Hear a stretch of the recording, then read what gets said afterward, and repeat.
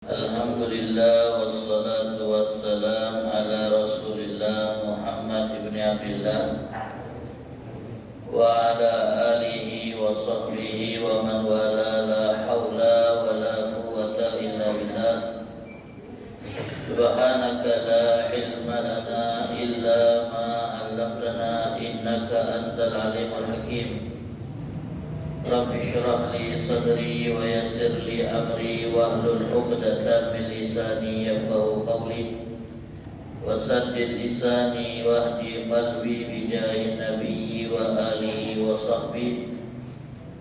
Allahumma aghnina bil ilm wa zayyina bil hilm wa akrimna bit taqwa wa jammilna bil afiyah. Allahumma 'allimna ma yanfa'una wanfa'na bima 'allamtana wa zidna ilman wa amalan wa fiqhan bi rahmatika wa judika ya arhamar rahimin.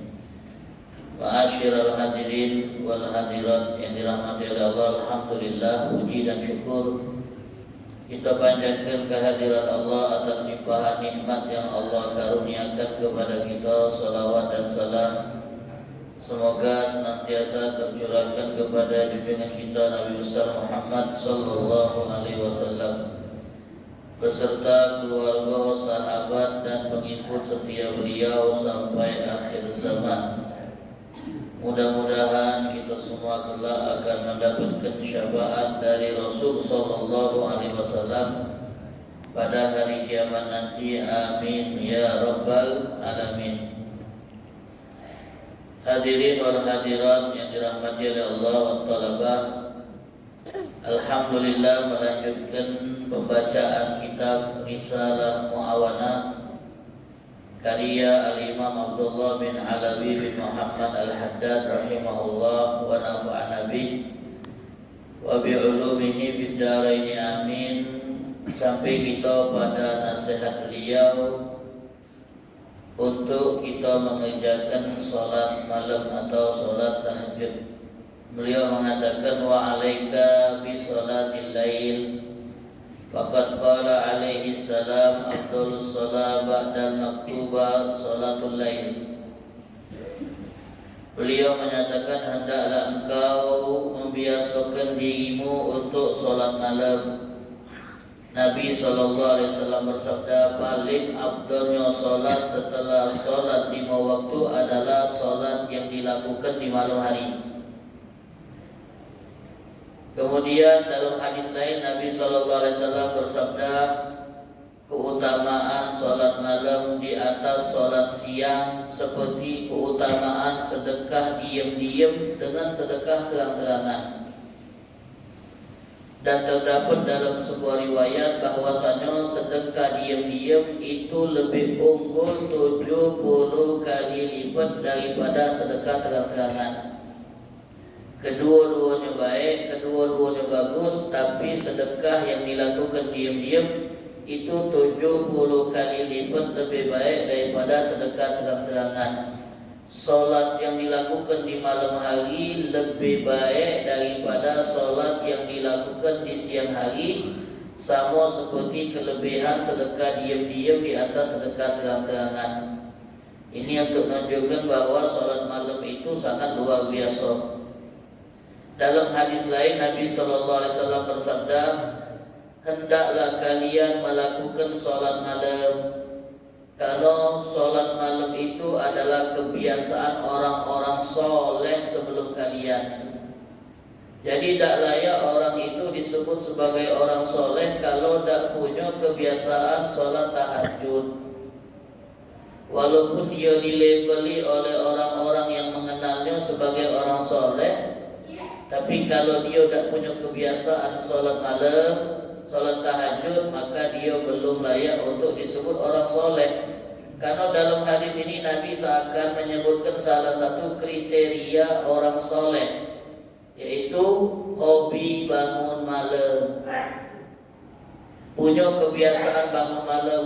Alaikum biqiyamil lail, kata Nabi, hendaklah kalian bangun malam, karena bangun malam untuk solat adalah kebiasaan orang soleh sebelum kalian.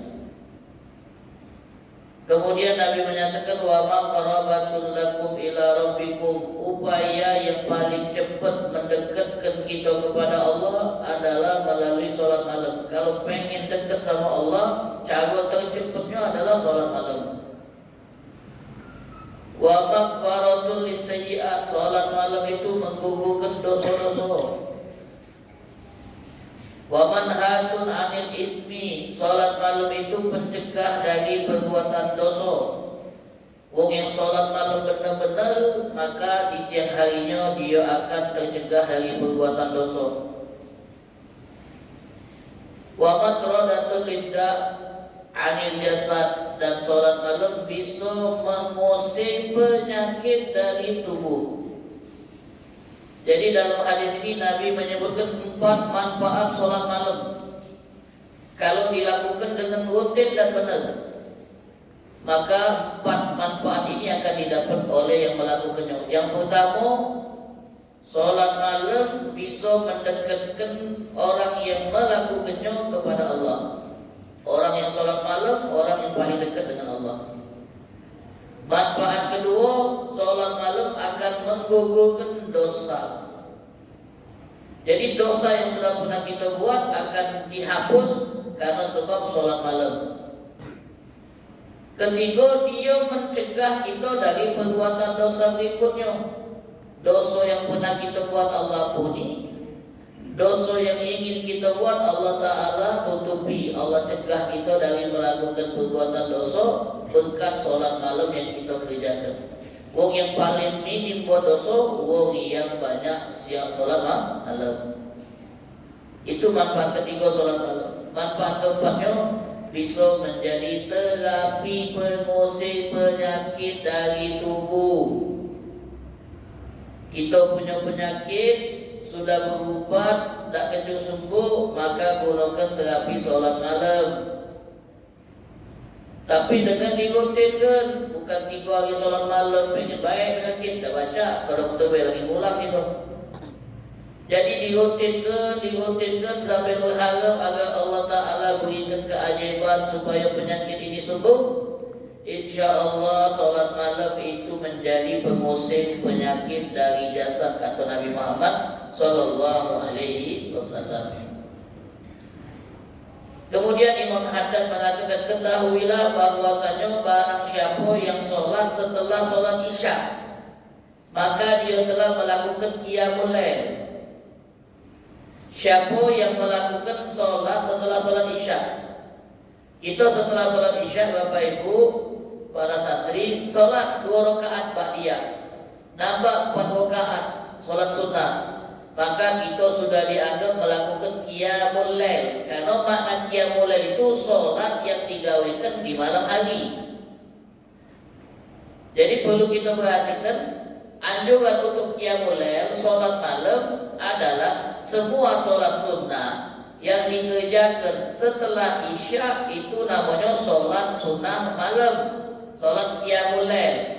Jadi kalau ada wong yang sholat sunnah setelah isya, itu sudah dianggap dia melakukan qiyamul lail. Walaupun dia tidak bangun untuk sholat lagi di tengah dalu, maka dia sudah dianggap melakukan qiyamul lail. Namun ma'asyiral hadirin wal hadirat, lebih afdol sholat malam itu dilakukan setelah tidur. Itulah yang namanya tahajud. Sholat yang dilakukan di malam hari, kalau tidak diiringi tidur sebelumnya, namanya sholatul qiyam, sholat bangun malam. Tapi kalau tidur dulu namanya tahajud. Jadi tahajud itu sholat yang harus didului dengan tidur. Kalau ada orang tak tidur semalaman, sholat terus, tak dinamakan tahajud.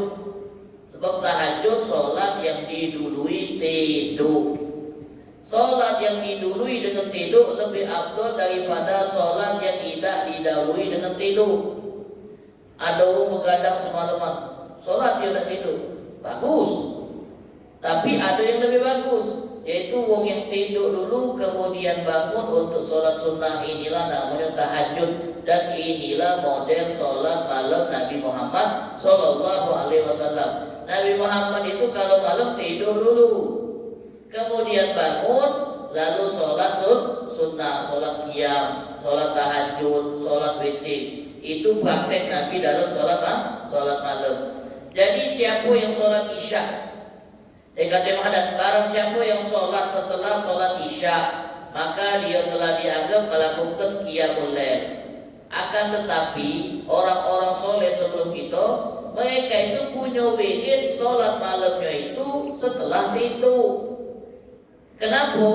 Karena hadirin wal hadirat, kalau kita sholat malamnya didului dengan tidur, kita bangun lalu kita sholat, itu akan membuat setan marah sama kita. Kalau kita nak ngeprank setan, nak buat setan marah, kita tidur kemudian bangun sholat, marahnya setan sama kita, jengkelnya dia sama kita. Itu kalau kita nak buat setan marah. Akhirnya kita nak praktek, tidur dulu bangun biar setan marah. Tahu-tahu kita marah sama setan, tak terbangun gitu. Setan yang begitu, tak pernah terbangun nih. Padahal kita tadi nak buat setan marah. Terbalik kita yang marah sama setan. Alarm dah 3 kali ulang, tak terbangun itu. Bangun-bangun azan subuh, nah lewat qiyamul lail, marah gitu. Itu yang marah sama setan. Jadi kata ulama, dengan bangun setelah kita tidur dulu lalu tahajud, itu muat setan jengkel, muat setan marah, dan itu juga ada perlawanan kita terhadap hawa nafsu. Saat mata masih pengen tidur dan menjem, kita bangkit, kita paksa untuk bangun dan tahajud, itu ada mujahadahnya, itu ada perlawanan terhadap hawa nafsu. Itu nilai plus. Wong yang tidur kemudian bangun untuk tahajud, itu nilai plusnya dibanding yang tak tidurnya. Kalau dia masih melek terjaga lemah, dia nahan untuk tidak ngantuk, untuk tidak tidur baca. Tapi kalau lah mulai pujuk kasur nak bangun lagi, itu paling sarung. Maka itu ada nilai plusnya, tahajud yang didului dengan tidur. Kemudian ma'asyiral hadirin wal hadirat, di dalam tidur setelahnya tahajud itu ada rahasia yang luar biasa. Ada rahasia yang luar biasa. Dan inilah tahajud yang Allah Ta'ala perintahkan Nabi Muhammad untuk melakukannya. Wa minal laili fatahajjad bihi nafilatan lak. Di sebagian malam bertahajudlah engkau wahai Muhammad sebagai ibadat tambahan untukmu. Jadi yang dimaksud tahajud adalah sholat yang dikerjakan, yang didului dengan tidur sebelumnya. Di dalam sebuah riwayat disebutkan, Allah kagum melihat seorang hamba yang bangun dari tempat tidurnya. Allah kagum, bayangkan. Yang kagum ini bukan tua kita, yang kagum ini bukan atasan kita, yang kagum ini bukan guru kita, yang kagum bukan istri, bukan suami, bukan orang-orang di sekitar kita yang kagum.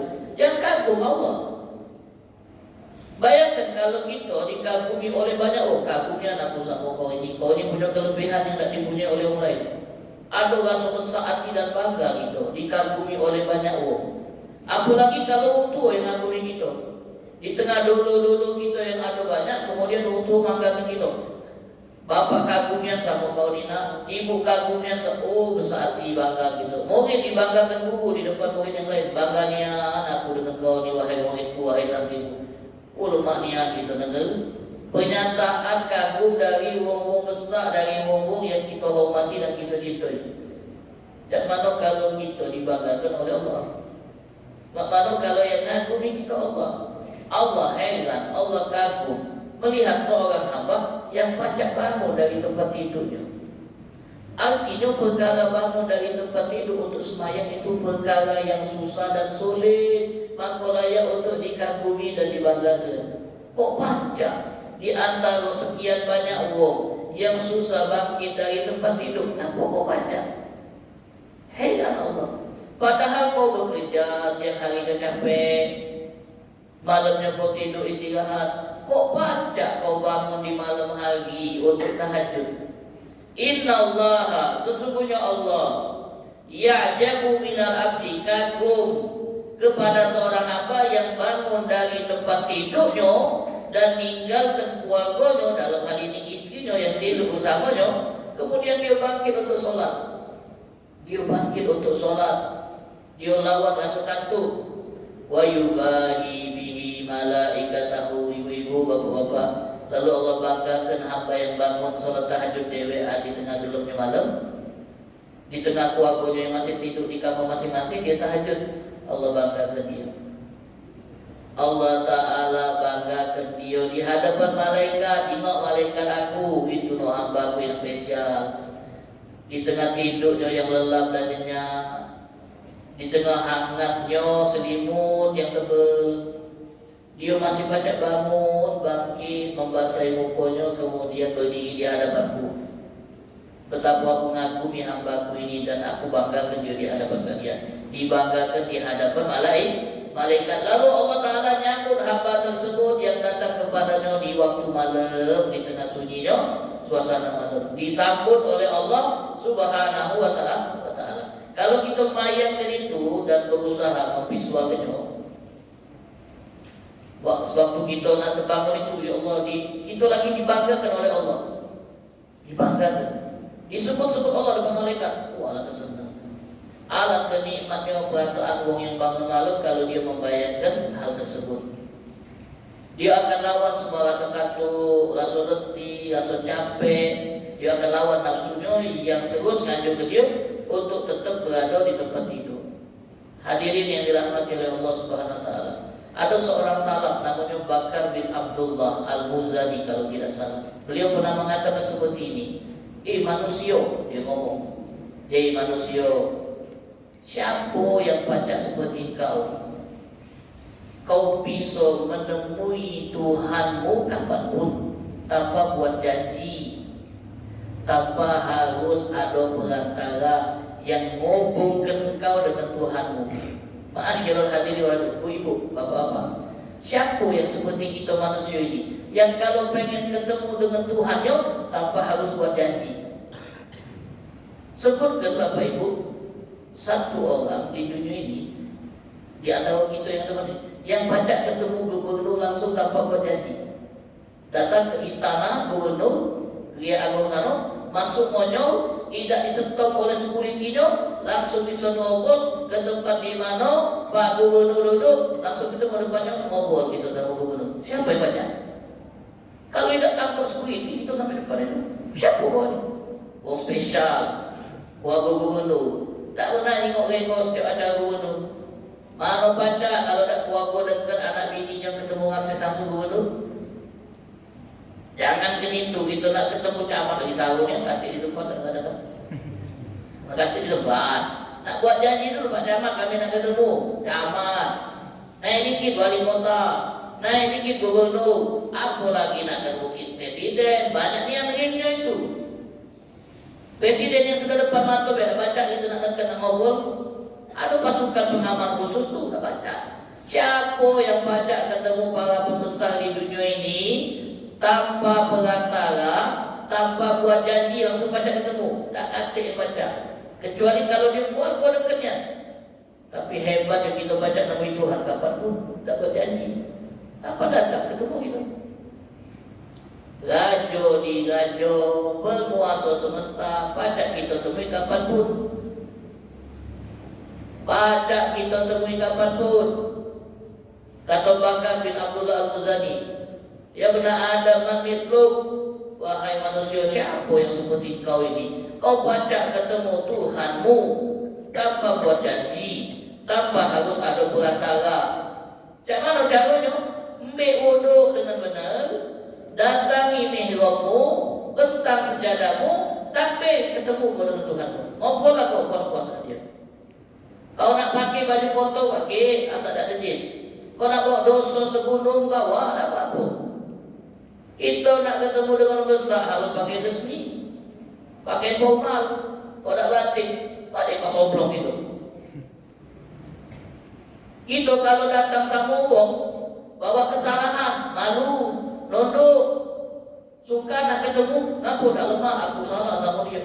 Tapi kalau sama Allah, salah lah banyak, datang lah. Tak peduli Allah, asal kau kalah datang. paling lemah berinteraksi dengan Tuhan ni, paling lemah. Kalau sama manusia, gitu, utang tak bayar tak galak dia demi gitu. Paling lemah berinteraksi. Kita banyak salah diterima. Kita dengan segala kotoran yang kita bawa diterima. Kita yang sudah lama menjauh dan melupakan dia, tiba-tiba yang datang diterima. Kalau manusia pun galak, kalau lama hilang, tiba-tiba datang pasti ada kendak di kita. Assalamualaikum bro. 2 bulan tak dengar ucapan ini. Tiba-tiba assalamualaikum. Dan tadi ya minum 200. Minjem 200 ketika. Lama hilang suara ini assalamualaikum ini tiba-tiba datang. Langsung terletak itu. Tapi kalau Allah malah rindu dengan suara kita yang lama tidak munajat. Mana suara baru ini? Kalau terdengar lagi suara kita, dia senang. Kalau manusia yang tak dengar suara kita lama, dengar suara kita, gugup. Nah, apa pasti ada kendak ini. Kalau Allah senang, dia sini datang. Malah kadang-kadang sengaja Allah Ta'ala tunjuk kita ujian, biar kita datang. Sengaja lah biar kita datang, sengaja. Mana makhluk yang sengaja biar kita datang kepada desa kita dulu? Mana ada? Paling lemah. Tak ada batas, tak ada lagi. Datang ke mihrab, ambil wuduk dengan benar, bertakbir, silakan munajat sepanjang-panjangnya.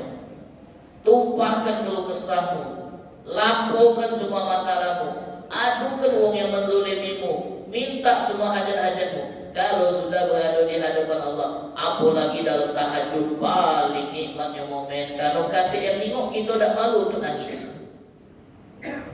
Tak malu kita untuk nangis. Kata yang tengok paling lemahnya. Ngobrolnya internet kita Pak, kalau ngobrol dengan kekasih di publik malu dengan malu dah lemah. Tapi kalau kita ngobrol sama kekasih kita, orang-orang yang kita cintai, yang di tempatnya itu sangat privasi, lemah ngobrolnya santai. Kadang rasa tak kata yang bakal dengarkan obrolan kita. Nah itulah kalau orang sedang munajat dalam tahajud, tak malu dia lumpahkan keluh kesahnya, nangis juga. Kemudian untuk tolabah juga nangis, minta hajat-hajatnya, minta dikabulkan, minta dikuatkan hafalannya, diselesaikan hafalannya, dimantapkan. Ahli rumah dalam momen tahajud, apalagi di sujud terakhir itu, di solat terakhir itu tahajud, rakaat terakhir sujud lamun yang itu. Minta sama Allah, tiba-tiba basah sudah sejadah tadi, gila. Yang kau tadi banyak manto, ramunya tak sujud udah ni sampai subuh belum lagi sujud, gila jadi itu. Dan kau nangis Pak, ada yang nangis sampai basah sejadah tu Pak. Ada seorang sahabat itu Pak, di rumah dia itu, di area tempat dia sholat itu becek terus, basah. Ada tetangga kawan bininya mampir, tinjaklah tempat yang becek basah tadi lembut. Ngomong dia sama bini, wong yang tahajud nangis ini, payo punya rumah tu diurus, madai kencing budak dak dilap. Nyangkonya kencing budak, tak tahu tangisan bapak. Tangisan bapak jangan sampai basah, sejadah itu lembut. Ada seorang salaf namanya Rabi bin Khatiyam. Beliau rahimahullah itu kalau tahajud munajat malam hari nangis ya. Sampai ibu tu kesian tengok dia. Nak salah apa kau nak nangis sampai cak itu niat? Dosa apa nak yang kau buat sampai cak itu niat nangis? Bunuh aku kau tu. Kami pernah sampai kan. Dosa pernah bunuh aku kau sampai kau menangisi kesalahan semua itunya. Ya bu, aku pernah bunuh. Siapa? Aku dewe yang aku bunuh dengan perbuatan dosa. Aku ni lagi bunuh diri aku dengan perbuatan dosa. Karena dengan itu aku akan mencelakakan diri aku dengan aku. Yang aku tangis itu diri aku yang aku bunuh dengan perbuatan dosa. Nangislah nak kata itu. Sampai itu. Apalagi kita punya banyak masalah, kita yang punya banyak dosa. Ya di momen tahajud inilah kita mengutarakan semua keluh kesah kita. Ma'asyiral hadirin wal hadirat talabah.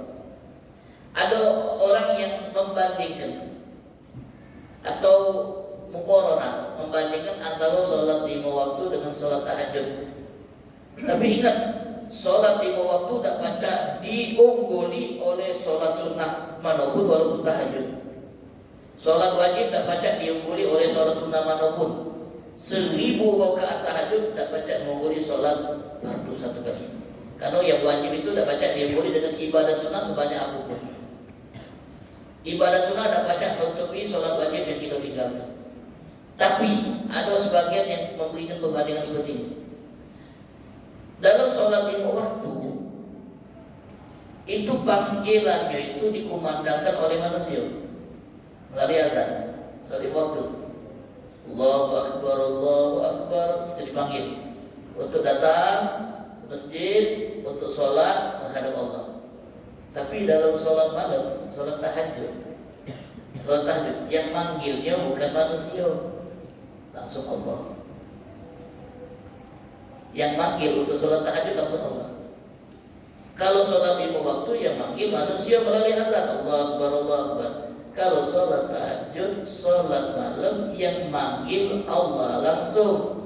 Karena Nabi SAW bersabda, Allah turun ke langit dunia ketika tersisa 1/3 akhir dari waktu malam.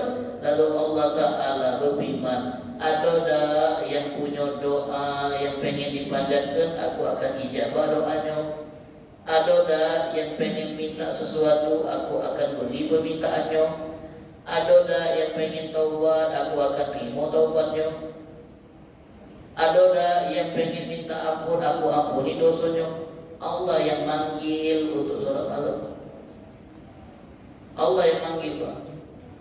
Kalau sholat 5 waktu manusia yang manggil. Kalau sholat tahajud Allah langsung yang manggil tiap malam. Ma'asyiral hadirin wal hadirat, kalau sholat 5 waktu panggilan azannya didengar oleh telinga. Asal radius jarak tempat azan dengan keberadaan kita tidak jauh, terdengar kita suara azan kuat, Allahu Akbar dipanggil. Tapi kalau panggilan sholat tahajud tidak terdengar. Yang dengar bukan telinga, yang dengar hati. Yang terpanggil hatinya akan bangkit dan bangun dari tidur. Yang tidak terdengar hatinya tidak akan bangkit dan terlelap dalam tidur. Itu beda tahajud dengan sholat 5 waktu. Hebatnya sholat tahajud itu lihat, Allah langsung yang manggil dan Allah langsung yang menyeru. Ma'asyiral hadirin yang dirahmati oleh Allah Subhanahu wa ta'ala. Kemudian Al-Imam Abdullah bin Alawi Al-Haddad menyatakan dalam kitab ini, annahu yuqbahu bi talibil akhirah. Wong yang pengen ngejar akhirat sangat buruk sekali kalau tidak punya bagian dari sholat malam. Ketahuilah, sangat jelek bagi wong yang ngejar akhirat kalau tidak punya ibadat qiyamul lail. Pengen masuk surga, pengen. Bangun tak malam untuk tahajud? Tidak, jelek. Wong yang ngejar akhirat kalau tidak kata qiyamul lail itu jelek kata Muhammad. Kenapa? Sebab wong yang ngejar kebahagiaan akhirat pasti selalu mendapatkan rahmat Allah. Dia pengen dapat tambahan rahmat. Di antara cara dapatkan rahmat adalah dengan qiyamul lail. Cara mengandang rahmat adalah dengan qiyamul lail.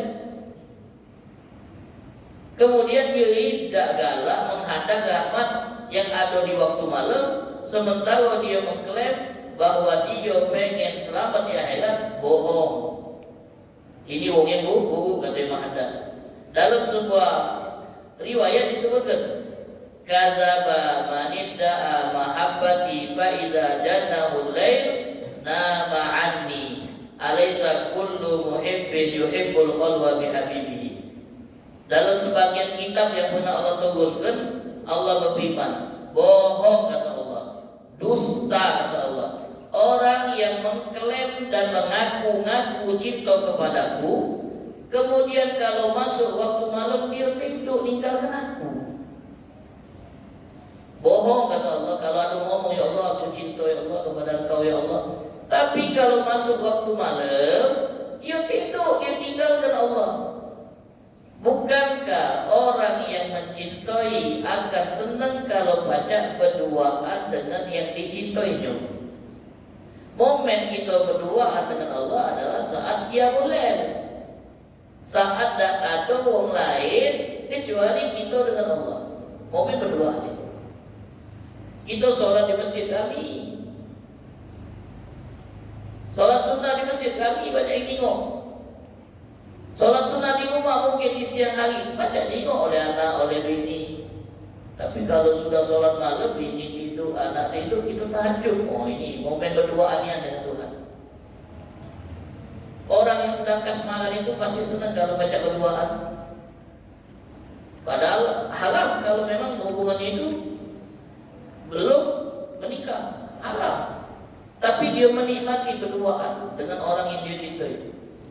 Maka Allah Ta'ala anggap berdusta kalau ada orang yang ngaku cinta sama aku, tapi kalau masuk waktu malam tinggal punya tidur aku. Bukankah orang yang mencintai akan senang baca berduaan dengan yang dicintainya? Ma'asyiral hadirin yang dirahmati oleh Allah Subhanahu wa taala. Orang yang Qiyamul Lail itu Bapak Ibu mendapatkan doa dari Nabi. Kita ini kalau minta doa dari Nabi tidak baca lagi, Nabi tidak ganti. Tapi kita masih baca dapat doa dari Nabi melalui sabda Nabi, karena Nabi pernah bersabda, mudah-mudahan Allah merahmati seorang laki-laki yang bangun di malam hari kemudian sholat tahajud, lalu dia bangunkan istrinya. Nah ini kalau nak dapat rahmat, dia bangunkan istrinya, ketika istrinya tak mau bangun, dia percikkan air ke wajahnya biar bangun. Kata Nabi, mudah-mudahan Allah merahmati orang ini. Jadi kalau nak dapat doa rahmat dari Nabi Muhammad, di antara caranya bangun untuk tahajud 2 rakaat, setelah selesai munajat dan berdoa, giliran bini kita bangunkan untuk tahajud. Bangun dek tahajud. Lesu je dia, percikkan baju. Biar dia bangun, biar melek. Sakit paling faham ini, kalau dibangunkan percik baju susah sampai bangun, percik baju. Dah baca baru siram. Tak bangun juga semua baru bangun. Percikkan baju. Biar apa? Dinginnya air yang menyentuh kulit bisa membuat mata ini jadi melek. Siramnya kita dibangun ini biasa bangun tepuk. Bangun dia tahajud. Tak masuk waktu tahajud. Masih lesu ini tu. Ambilnya air percik. Bangun tahajud. Nunjukkan kelembutan. Suami yang lembut bangun isi bagi percikan air. Kalau nyiram kasar. Begitu juga ibu-ibu. Allah Ta'ala merahmati seorang wanita yang bangun kemudian tahajud. Setelah selesai dia bangunkan suaminya, kak bangun kak tahajud. Kalau suaminya tak galak bangun, dipercikkan air suaminya. Bayangkan Pak, ini romantis yang sesungguhnya ini. Bapak Ibu, romantis yang sesungguhnya itu tahajud berduaan dengan suami. Oh, ada yang anggap romantis itu dinner makan malam bersama. Habis duit. Yang romantis dek, kalau nak romantisnya kayak malam kita tahajud. Habisnya baru makan malam bersama telok jadi lain. Oh, romantisnya ini. Berdoa, suami berdoa. Tidak berjamaah bu. Solat tahajud itu dah disunahkan berjamaah. Dewek, istri di sana, suami di sana, masing-masing berdoa. Oh luar biasa. Momen yang sangat luar biasa. Baca bangun malam bareng-bareng tahajud. Itu momen yang hebat. Keluarga yang cak ini rutin dulu, bini tahajud, istri suami tahajud. Oh, apa dah ketenangan itu masuk ke dalam rumah. Berdoa untuk keluarga, berdoa untuk anak, berdoa untuk pasangan. Oh, luar biasa. Nah ini yang dikatakan oleh Nabi Muhammad Sallallahu Alaihi Wasallam. Ma'asyiral hadirin wal hadirat yang dirahmati oleh Allah Subhanahu Wa Taala. Dan Nabi kita Muhammad Sallallahu Alaihi Wasallam pernah bersabda, minimal sholat tahajud itu 2 rakaat. Kalau nak lebih silakan. Nak tutup dengan witir terakhir juga bagus. Sholat tahajud itu minimal 2 rakaat. Nabi SAW bersabda, siapa yang sholat 2 rakaat di waktu tahajud, maka dia tidak dicatat sebagai wong yang lalai. Siapa yang sholat 2 rakaat dan membaca 10 ayat, dia tidak dicatat sebagai wong yang lalai. Bangun, Sholat 2 rakaat baca 10 ayat. 10 ayat qul ya ayyuhal kafirun 6 ayat, qul huwallahu ahad 4 ayat, pas 10 dak dicatat sebagai wong lalai. Habis itu tidur lagi. Ngembek 2 rakaat baca 10 ayat. Habis itu kita lanjut tidur, dak dicatat sebagai wong yang lalai. Dak apa? Ustaz, cuma 40 apa ulangi 3 kali jadi 12.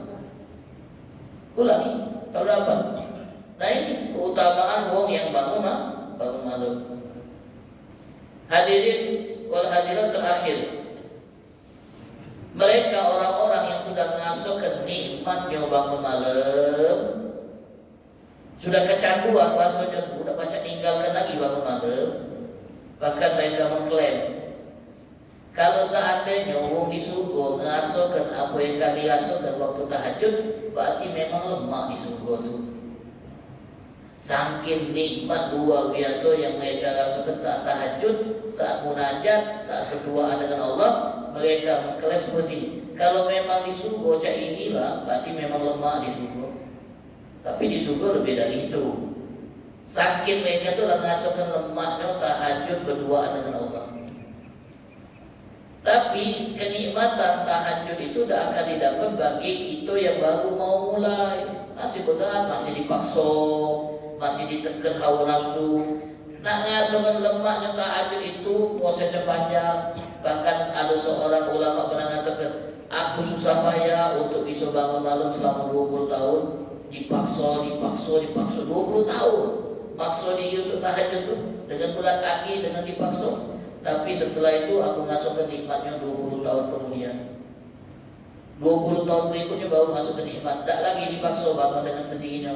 Ngasuhkan nikmatnya bangun di malam hari. Sehingga nak tinggalkan itu ada rasa tak lemak.